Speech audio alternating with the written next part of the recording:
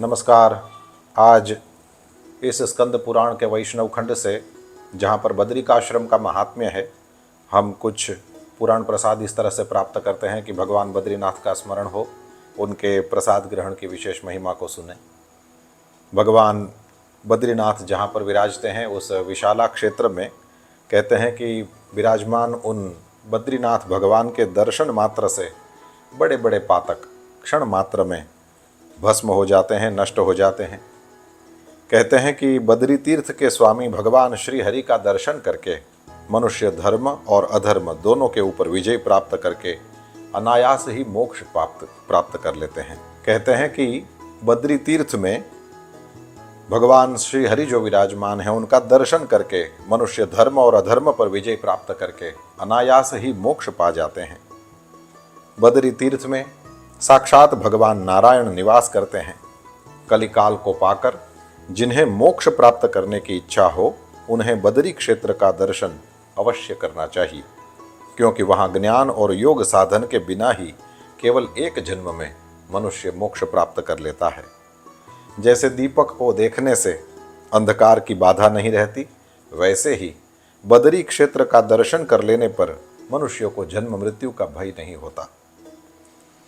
भगवान बद्रीनाथ को मैं प्रणाम करता हूँ। बद्री क्षेत्र में पग पग पर भगवान विष्णु की प्रदक्षिणा होती है।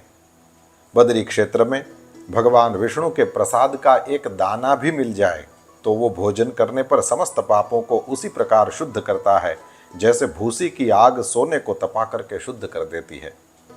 भगवान विष्णु नारद आदि ऋषियों के साथ जिस अन्न को ग्रहण करते हैं, वह प्रसाद अंतःकरण की शुद्धि के लिए सबको बिना विचारे भोजन करना चाहिए। भगवान का प्रसाद ग्रहण करने के लिए देवता भी बद्री क्षेत्र में आते हैं और भगवान के भोजन कर लेने के बाद प्रसाद लेकर के अपने अपने लोकों को लौट जाते हैं। इसी प्रकार प्रहलाद आदि भक्त वह प्रसाद लेकर भगवान के धाम में जाते हैं। बचपन, जवानी और बुढ़ापे में जानबूझकर भी जो पाप किया गया है, वह बद्री क्षेत्र में जाकर भगवान विष्णु का प्रसाद भक्षण करने पर नष्ट हो जाता है। जिस पाप के लिए प्राणों का अंत कर देना ही प्रायश्चित्त बतलाया गया है, वह भी बद्री क्षेत्र में भगवान विष्णु का प्रसाद खाने से निवृत्त हो जाता है। बद्री क्षेत्र में भगवान विष्णु का प्रसाद भक्षण करने से मनुष्य भगवान की सालोक्य मुक्ति को प्राप्त करता है। आप जानते ही होंगे, केवल याद दिलाया जा रहा है। सालोक्य मुक्ति का मतलब होता है भगवान के लोक में निवास करने का अवसर प्राप्त हो। उस मुक्ति को प्राप्त करता है यदि भगवान बद्रीनाथ का प्रसाद प्राप्त हो जाए। और कहते हैं, जिसके हृदय में भगवान विष्णु का रूप, मुख में भगवान का नाम, पेट में श्री हरि का प्रसाद और मस्तक पर निर्माल्य सहित भगवान श्री कृष्ण का चरणामृत है, वह विष्णु रूप ही है।